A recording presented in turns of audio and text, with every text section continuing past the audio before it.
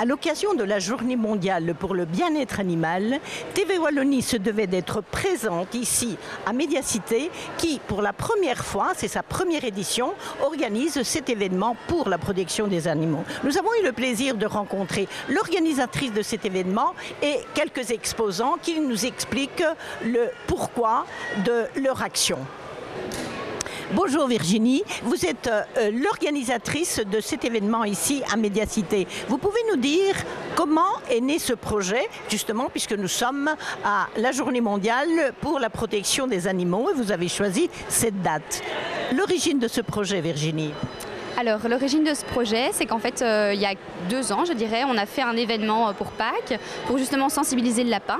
Et en fait c'est un projet qui a super bien fonctionné, on a eu énormément de retours positifs par rapport à ça et on s'est dit tiens, qu'est-ce que nous en tant que galerie commerçante on pourrait faire pour justement sensibiliser la clientèle au bien-être animal. Et on s'est dit en fait pourquoi pas faire tout simplement une journée dédiée au bien-être animal.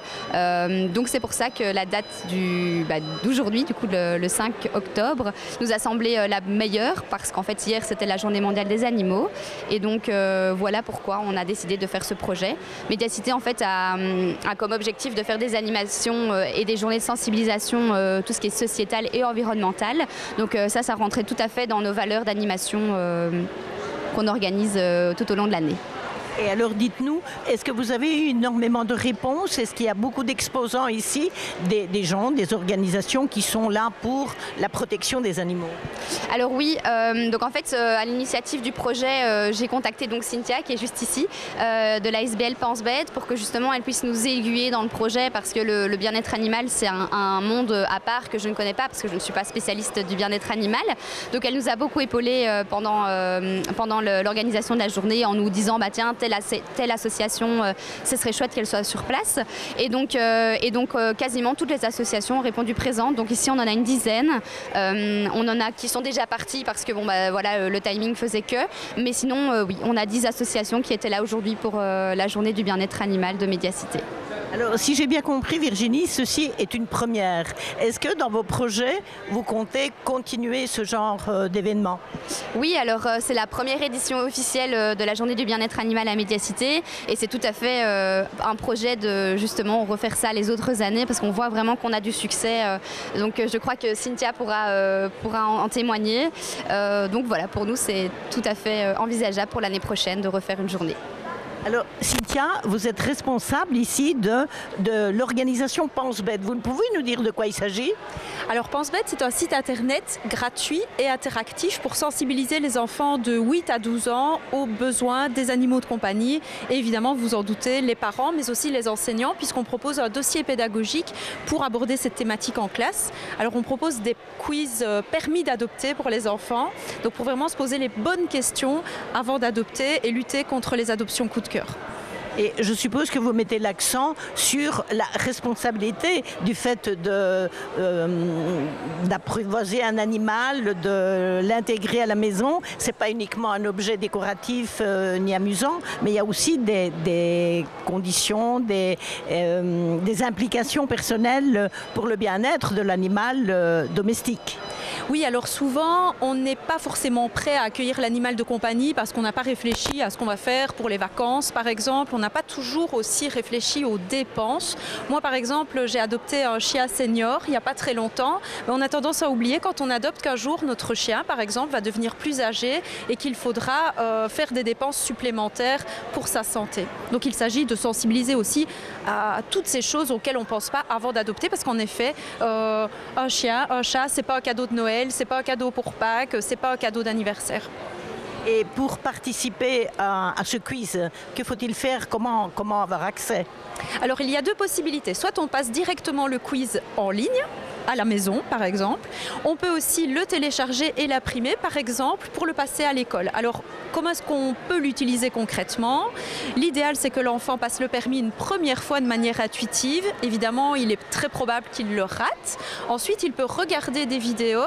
C'est un peu comme avant d'aller sur la route, on passe son permis de conduire, on étudie le code de la route. Et bien c'est un petit peu la même chose avec les vidéos. On va apprendre à penser chien, penser chat, penser lapin, bref, on va changer de paire de lunettes, on repasse le permis une deuxième fois et normalement c'est dans la poche.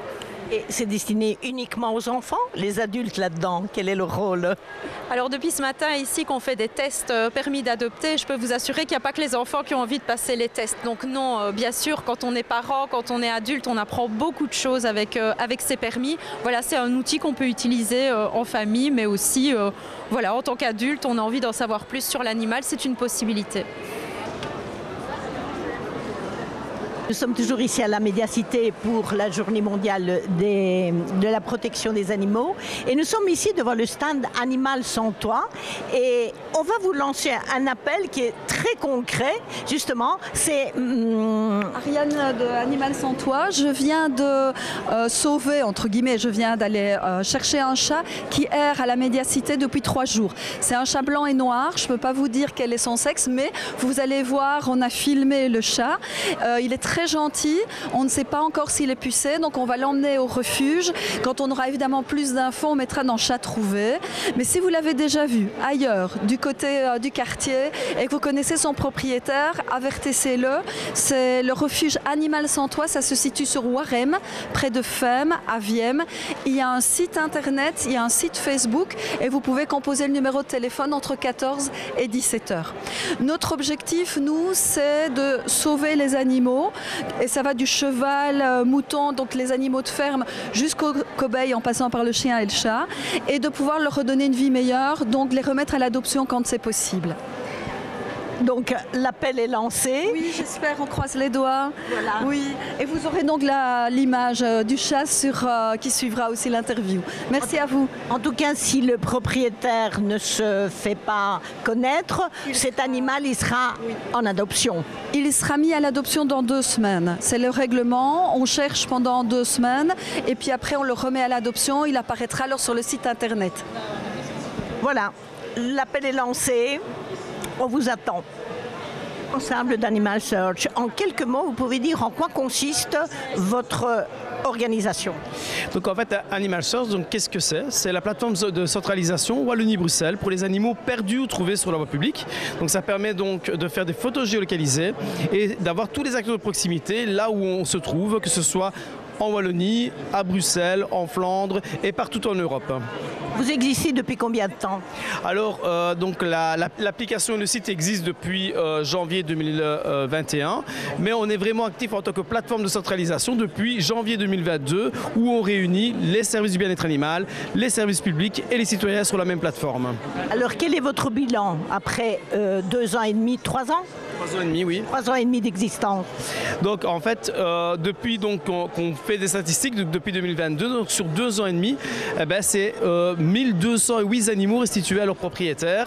C'est 33 collaborations avec des refuges, des centres vétérinaires et bien sûr des animal rescue. Et au niveau des communes, on est maintenant à 28 communes en collaboration où on équipe les services de voirie, les gardiens de la paix, les policiers, les pompiers. Alors, nous venons d'assister, Benjamin, à une de vos actions, puisque ici à la Médiacité, il y a un petit chat qui a été égaré depuis 3 jours, et vous venez justement d'entrer en action. Qu'est-ce que vous avez fait? Donc directement, ici, une personne d'Animal sans toit a mis l'animal en cage, donc pour l'amener au refuge, et nous, nous l'avons signalé directement sur la plateforme de centralisation, donc où on voit bien sûr ici le chat. Qui est bien sûr dans la petite cage qui va être amené au refuge. On voit l'heure du signalement, là où il a été amené, les services de proximité et là surtout où il a été trouvé et à qui prendre contact pour pouvoir pouvoir récupérer son animal. Donc ici, cet animal va être soit récupéré par le propriétaire ou bien mis en adoption. Donc ici, dans un premier temps, dans les 10 à 15 jours légaux, le propriétaire va être recherché.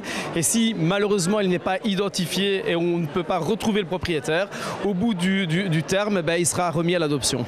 Bonjour Sabrina. Bonjour. Alors Sabrina, dites-nous, de quoi s'agit-il Samépat? Alors Samépat, c'est une ASBL qui va essentiellement dans les écoles faire des animations en prévention morsure. Donc on va toujours expliquer aux enfants les bonnes attitudes à avoir avec le chien, que ce soit le chien de famille ou le chien qu'on va rencontrer dans la rue. Le chien avant de mordre, il va toujours prévenir. Et donc le but, c'est vraiment de sensibiliser l'enfant à avoir le bon comportement face au chien. un animal de compagnie comme le chien, vous avez dit que vous allez aussi dans les maisons de repos. Oui, tout à fait. En fait, donc, nous, on fait de la médiation animale et de la zoothérapie. Donc, on va dans les maisons de repos pour apporter un peu de douceur aux gens parce que bien souvent, ils ont eu des animaux par le passé et ils souffrent du fait de ne pas les avoir. On travaille aussi tout ce qui est autonomie. Moi, je dis toujours, mon chien est plus sympa que le kiné. Et donc, les gens, bien souvent, le kiné, il va leur demander 3 fois de se lever. Ils vont dire, ah non, j'ai pas envie d'aller promener. Puis quand on arrive avec le chien, ils se disent, oh, on va aller promener le chien. Et donc là, on va aller travailler avec eux tout ce qui est encore psychomotricité fine. Le fait de brosser le chien, en fait, ça va leur permettre aussi de détendre le bras. Et c'est tous des exercices, en fait, qu'on va travailler à travers le chien. Comment faire appel à vous? Alors tout simplement, vous nous retrouvez sur Facebook, on a aussi une page Instagram et, ou simplement par téléphone.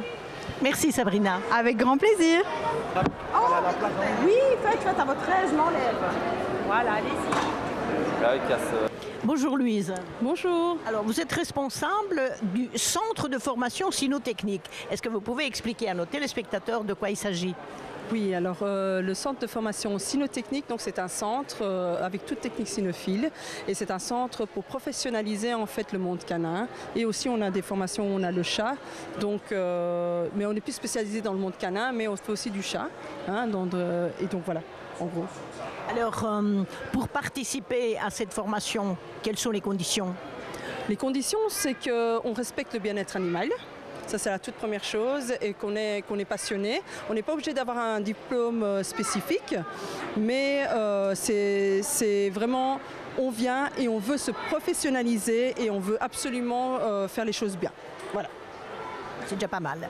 Alors ici, à la Médiacité, c'est la première fois qu'ils organisent un salon pour le bien-être animal. Qu'en pensez-vous de cette initiative? Que c'est une très très belle initiative justement parce que comme on a vraiment énormément de gens qui circulent ici, pas beaucoup sont au courant de ce qui est le bien-être animal. Très souvent, on pense qu'on fait bien et finalement, l'animal le ressent complètement autrement. Et donc ici, c'est bien pour sensibiliser.